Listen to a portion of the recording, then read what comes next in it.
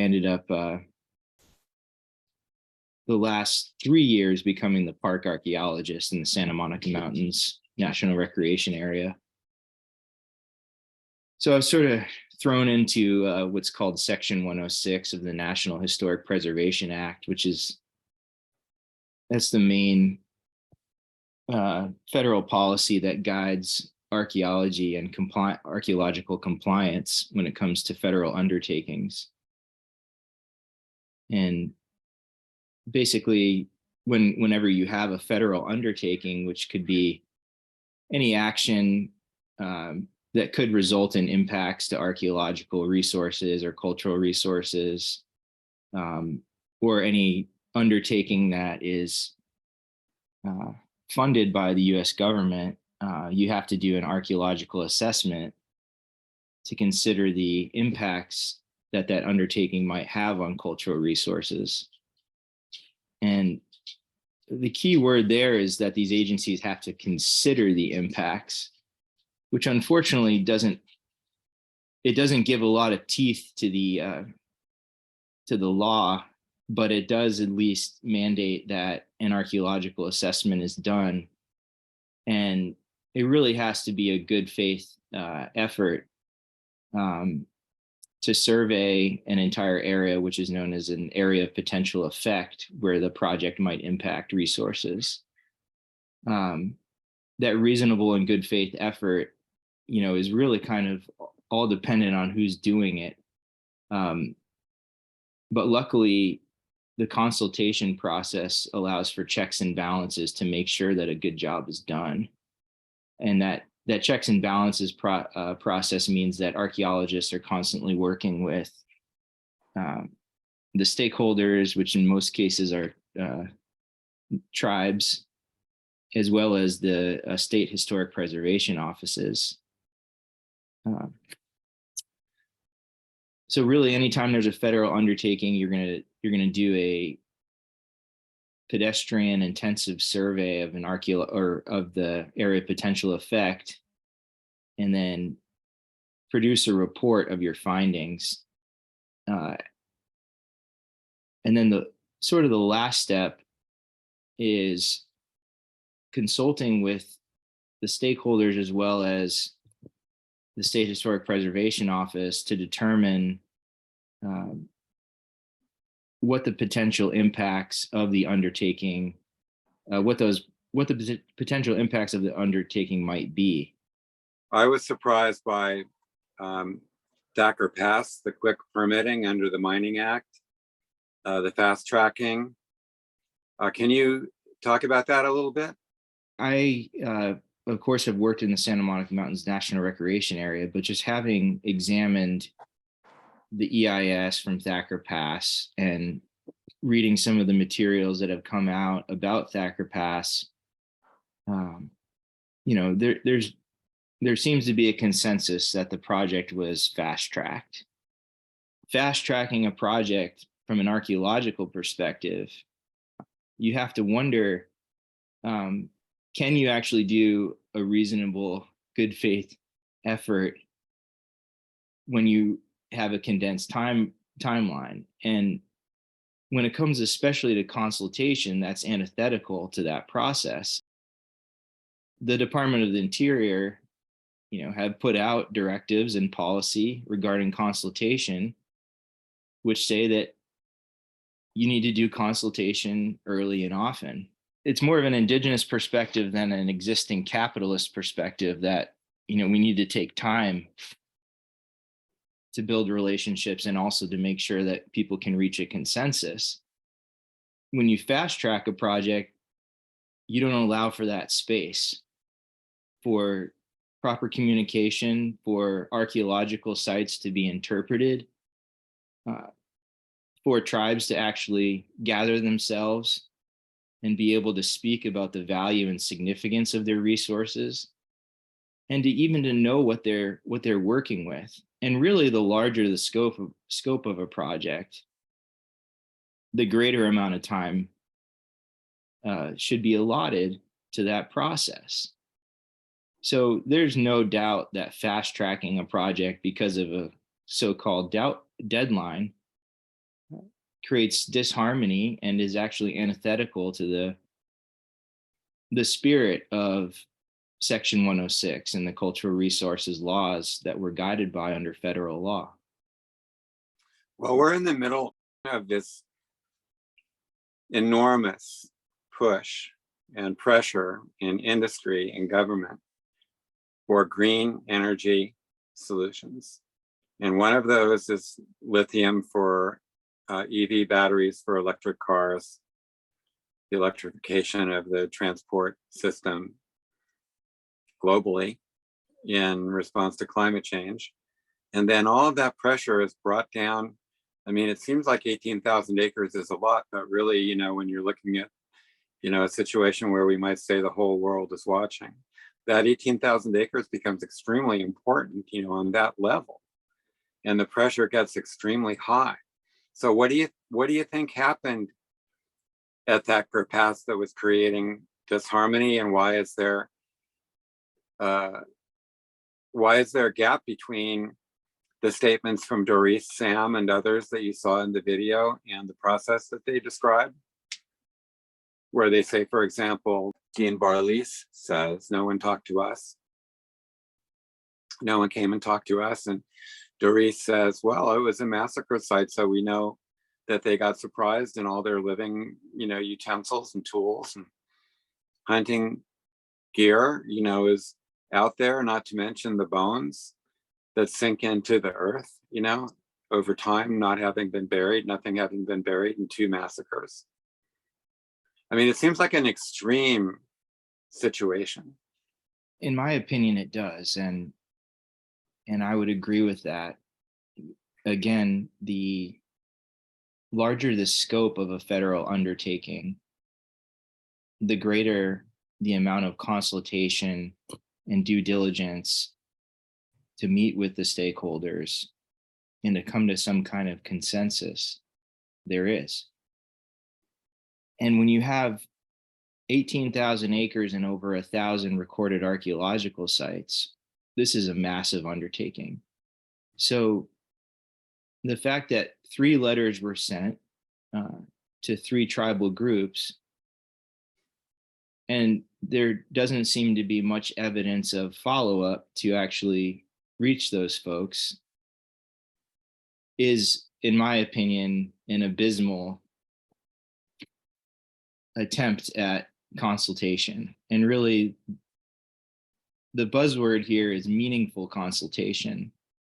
And of course, that can be defined differently by different people, but there has been policy and guidance put out that when you can, you want to meet with tribal members face to face. You want to have really good listening sessions in terms of hearing the tribes to be able to understand what their perspective is and understand what values they assign to different resources. So saying that we sent letters out and didn't hear back during a pandemic and during a fast-track timeline is certainly not a good faith effort to have meaningful consultation. And I don't know the nuances or details of that process, but there hasn't been evidence to the contrary that there was meaningful consultation ever done.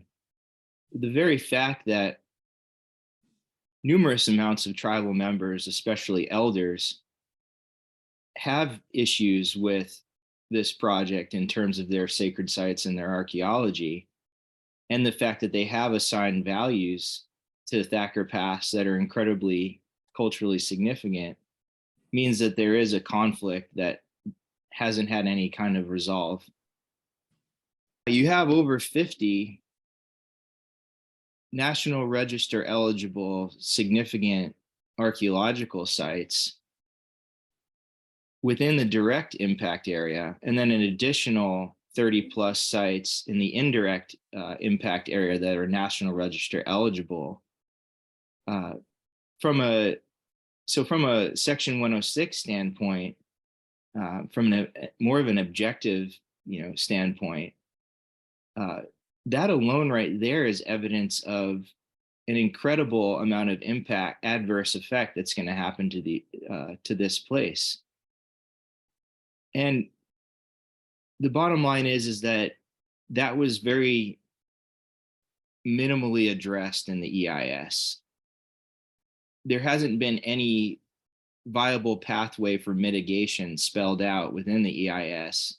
Well, I think a lot of people in the public are unaware of all of this, you know, and when you look at it from their point of view, it's not unlike my point of view when I started the film, Who Are My People? And I realized that no consultation had taken place. And really, you know, I was very new to everything. So I thought, well, how do I make a film like this, right? And so I tagged on to failure to consult as kind of the operating principle and followed the results of that on the ground. I mean, there was harassment during construction, there was destruction of ancient geoglyphs, there was, you know, the misrepresentation and misinformation by the project applicant and then the BLM.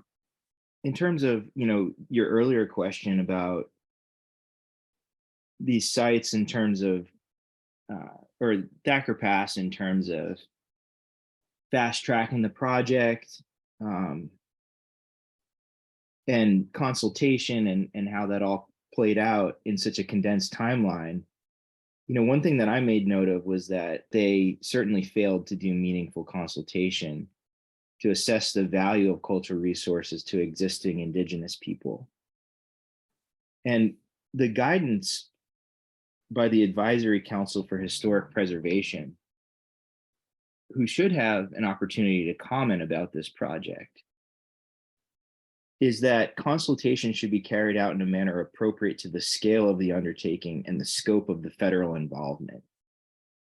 So when you have a project this large, the consultation process should be done in a really thorough and thoughtful manner.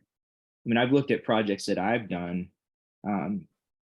with the National Park Service, and our level of consultation was greater than this project for a small site and a very small undertaking. So it's actually quite stunning to me to see the lack of consultation and the lack of meaningful engagement with the tribes in this process. And the one thing that I really honed in on is that really there seems to be a gap between sites that were identified as being significant and then the value of those sites to the living communities and cultural descendants. And my question, you know, would be is, you know, why isn't the BLM taking inventory of the value of the site to those living communities and cultural descendants?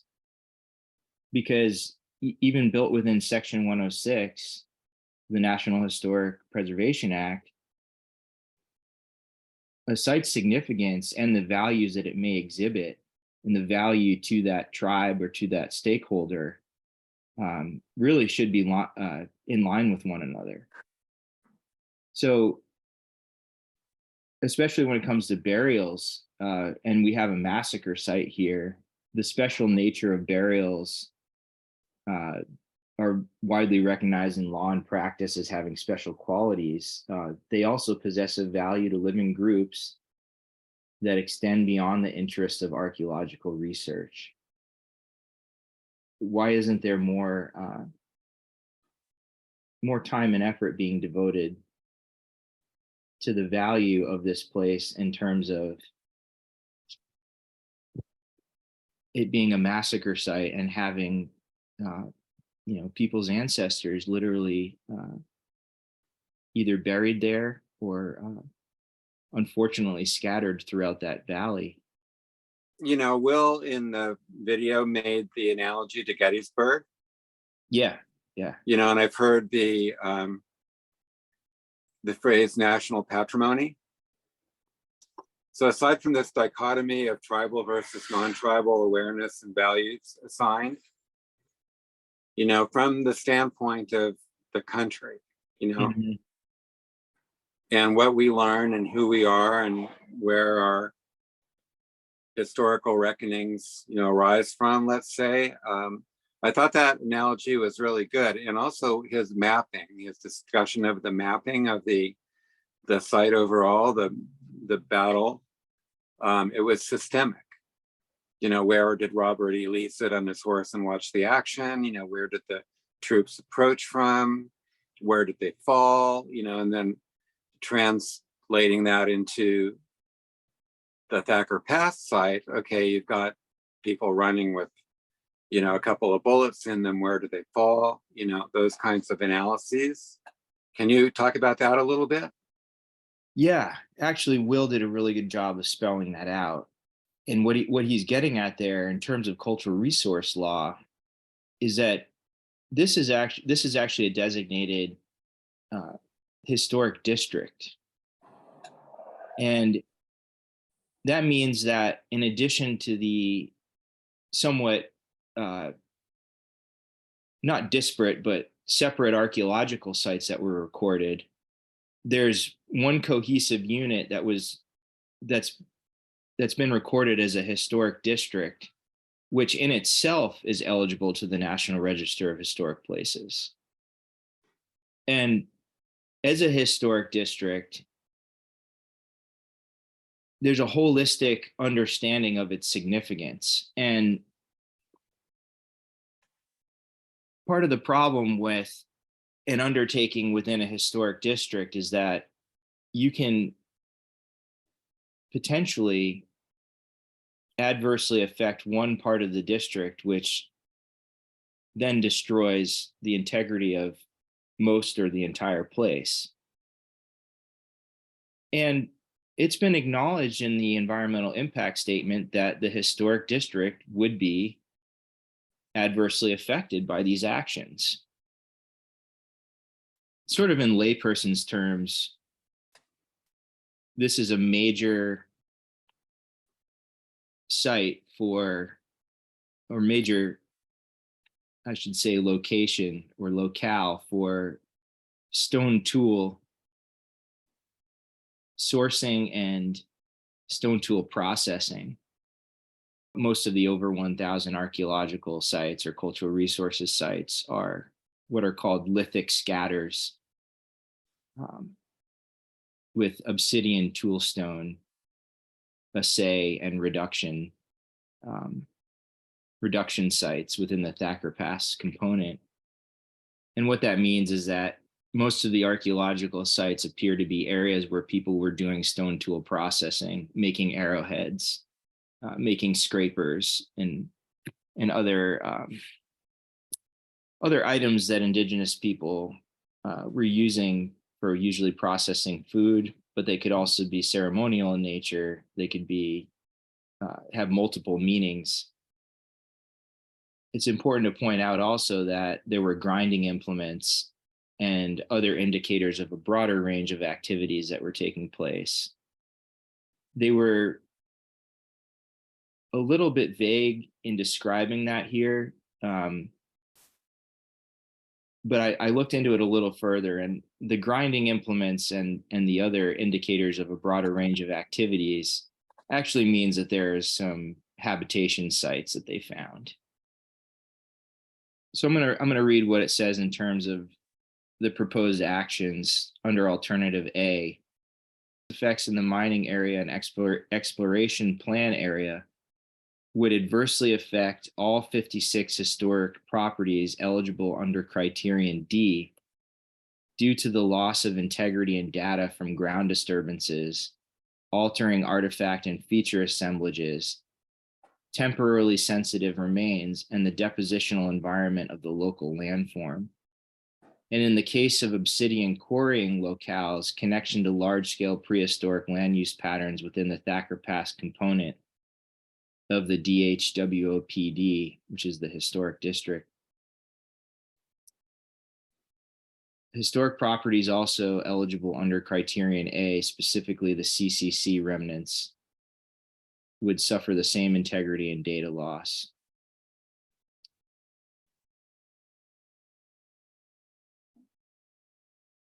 That's an interesting way of saying they're going to dig a 400-foot deep pit. Yeah. I mean, it's sort of like, you know, we don't want to run the truck over that. kind of writing, and really, they're just taking out the whole valley. I mean, what I'm getting at here is that, there, I'm not at all critical of these statements here because they're just true.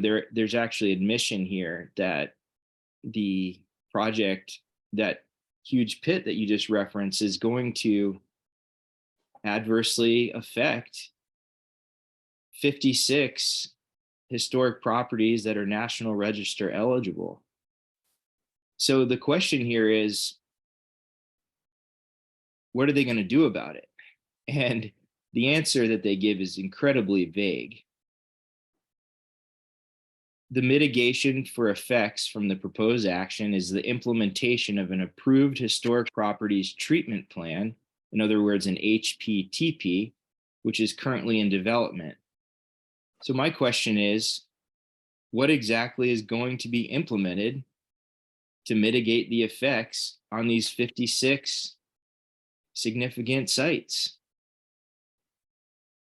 That's a question I can't answer without actually speaking with the archaeologists and BLM. Well, what if there's no mitigation possible? Well, that's a great question. It's a really good question, Robert, because mitigation's already a tricky word to begin with, because, I took Latin, and it comes from the Latin mitigo, mitigare, mitigavi, mitigatus, which means, in essence, to lessen or decrease. So what you're getting at here is to lessen or decrease an impact. But the bottom line is there's still an impact, right? No matter what you offset or decrease, I think, how many acres is it? Thousands of acres. You're having one of the largest impacts to an area that I can conceive of. And so mitigating something like that, it's almost inconceivable to understand how you mitigate it. In archaeological terms, what it might mean is, monitoring and watching things either get destroyed or removed. And that's usually called a salvage effort. But salvaging and mitigating are a little bit different, right? Because how meaningful is your mitigation if you're just removing sensitive items and putting them in a different place? Holistically, when it comes to an archaeological district, if you lose the setting and feel of that place, that's a loss of integrity. There's 7 aspects of integrity that are analyzed in section 106. Working in the field I've worked in, mitigation is appropriate at certain times. If you for example, in the National Park Service, the bottom line is we have trails, and there are people that want to go out and enjoy trails, and they happen to sometimes intersect with archaeological sites. Mm-hmm. It doesn't mean that you throw out the baby with the bathwater and get rid of all the trails. Otherwise, people actually wouldn't even have access to learn about cultural heritage or learn about the beauty of nature and resonate with all that's out there. So yeah, sometimes mitigation is totally appropriate. We're gonna make this trail smaller, or make sure that when we trim, that when we do some vegetation trimming in this area, that we do it with a monitor, and that we do it in a really careful and thoughtful way. And that can be good mitigation. But when it comes to a large scale project like this, and you're talking about mitigation offsets, such as removing tortoises, desert tortoises to another area, or preserving one area so that you could destroy another. Personally, and I know there's various opinions out there, I see that as problematic, because it's another way of kicking the can down the road. And if you already have an area that's been assigned significance and value, and we're talking over 1,000 archaeological sites, over 50 of which have been determined to be significant under Section 106, the National Historic Preservation Act, or as most people understand it, eligible to the National Register of Historic Places. And we have a major area which we know had a massacre occur in 1865, which is significant, in my opinion, and many others, to the history of the United States, especially in terms of the history of the Indian Wars, the so-called Indian Wars, and in terms of the development of the West. And I'm not saying that that was necessarily a good thing, but something that we can learn from. If we destroy these areas and then say, well, we're mitigating it because we're going to create something else somewhere else, then what are we really doing here? Are we really actually protecting our heritage? Or are we just, destroying one place and saving another until there's nothing left? How do we reconcile kicking the can down the road when we're starting to run out of land to protect? So I've seen this too often where we call it mitigation, but really we can't avoid the elephant in the room, that there's actually destruction. There's actually loss, cultural loss. And I think one thing that really gets left out of these situations that we need to remember is that there's significant human emotion involved with these types of things. So, on paper, mitigation might look good at an agency level, but what do you say to the elders who, are crying over the loss of their ancestors and have to mourn, maybe a second death because, we want lithium that bad, and we're not actually thinking about how we're doing this, There's no denying that climate change is real and that we have an issue that we need to take care of in terms of the future generations and making sure that we can actually live on this planet. But if we're doing that at the expense of current communities and hurting the communities that are in these lands where mineral extraction is taking place, then is that really doing our due diligence to help out future generations, or are we just creating destruction in another sense? Well, at Thacker Pass, we're talking to direct descendants of the last survivor of the second massacre. So their connection, via family and via family stories and via, how things worked and how people live is really strong. And it's not necessarily dead when they're talking about the presence of food sources on the land and the presence of medicinal herbs on the land, and then the connections there with ceremony and religious ceremony and prayer and practice. I mean, what I was hearing is they'd like to continue the use of that land in the way that it's always been used by them, and they can't. And there was that comment about, oh, well, we used to pray at this certain area by I want to call it, I forgot the name, what they call it, Sentinel Rock. They actually call it Nipple Rock because it looks like a nipple. But there's an area there where they pray that's now gated and they can't get in there. That's a BLM decision. That's a federal decision. You're locked out. Was that appropriate? And is that a good example of cultural loss in the present day to present day peoples? Yeah, and I hope it's not a loss, a permanent loss. And I imagine that, if this fight continues, that there can be a victory in the sense of reclaiming these areas. Really what I'm observing is that federal law, especially cultural resource law, is behind the paradigm shifts that have happened in archaeology and academia when it comes to honoring indigenous people and collaborating with indigenous communities. The paradigm shift that's happened in archaeology is recognizing that we're not just doing archaeology to only examine the past or interrogate the past, but we're doing it to call attention to what's in the present and connecting the past, present, and future. And there's numerous, I'm not the first to say this, there's numerous indigenous scholars who are really leading that effort, such as Dr. Sim Schneider at Santa Cruz and Dr. Sonia Adelaide in Massachusetts, who's Ojibwe. Archaeology can be a wonderful tool for actually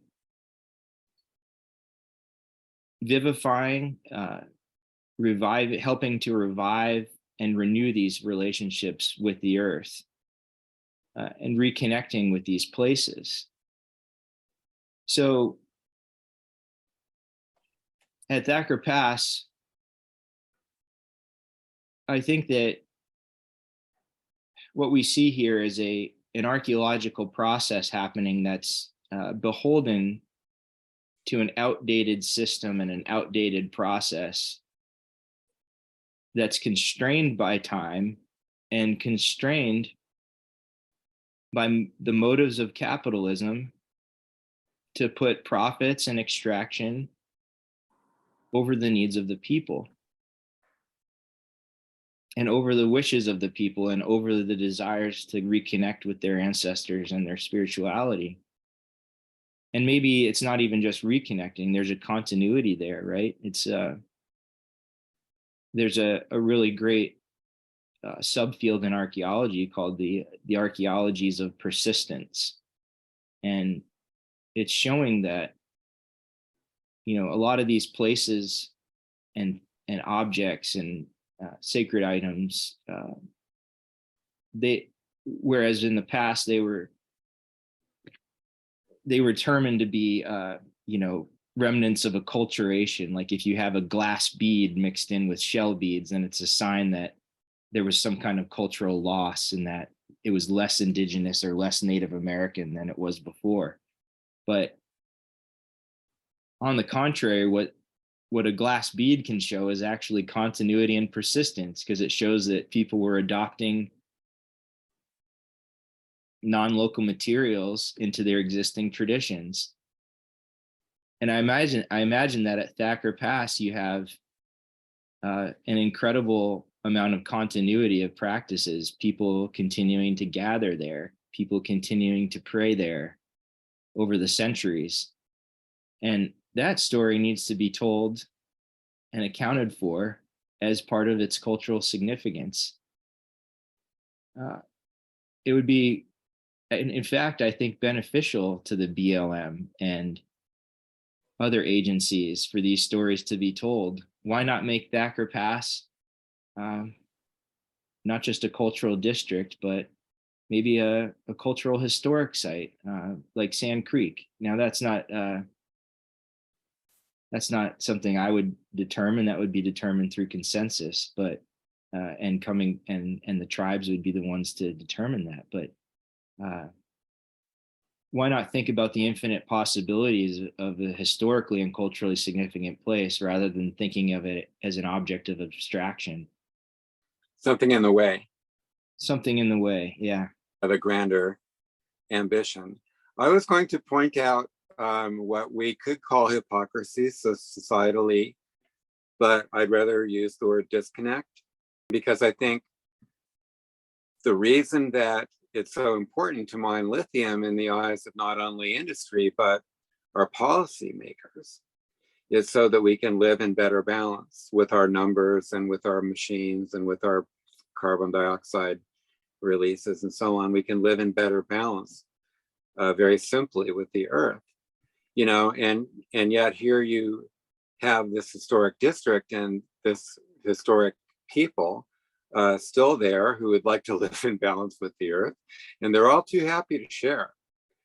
their history, you know, and their values and their beliefs and their understanding of why this could be done differently or better or not at all, you know. So I feel like I've got an angel on one shoulder and a devil on the other shoulder, you know, or if you will. Yeah, so I think what you're getting at is that there's sort of this aspiration by our society to want to reach our goals in terms of climate change and live in balance and so-called harmony with the earth. And here we are,